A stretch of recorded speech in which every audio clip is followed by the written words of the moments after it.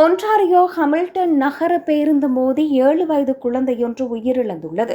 குறித்த சம்பவம் நேற்று ஹமில்டன் நகர மையத்தில் உள்ள எமாரல்ட் மற்றும் வில்சன் தெருக்களுக்கு அருகே மதியம் 1 மணியளவில் இடம்பெற்றது. விபத்தில் சிக்கிய குழந்தை மருத்துவமனைக்கு கொண்டு செல்லப்பட்டதாகவும் பின்னர் சிகிச்சை பலனின்றி உயிரிழந்ததாகவும் போலீசார் தெரிவித்துள்ளனர். விபத்து நடந்தபோது பேருந்தில் 15 பேர் இருந்தனர். குழந்தையும் குழந்தையின் தாயும் பேருந்திலிருந்து இறங்கிய போதே இந்த விபத்து நடந்ததாக தெரிவிக்கப்பட்டுள்ளது. பேருந்து ஓட்டுநர் சம்பவ இடத்திலேயே இருந்துள்ளார். மேலும் இருபுறம் கட்டுமான பணிகளால் சூழப்பட்டிருந்த தெருவில் விபத்து நடந்திருப்பதை புகைப்படங்கள் காட்டுகின்றன. விசாரணையை தொடரும் வரை மக்கள் அந்த பகுதியில் இருந்து விலகி இருக்குமாறு போலீசார் கேட்டுக் கொண்டுள்ளனர்.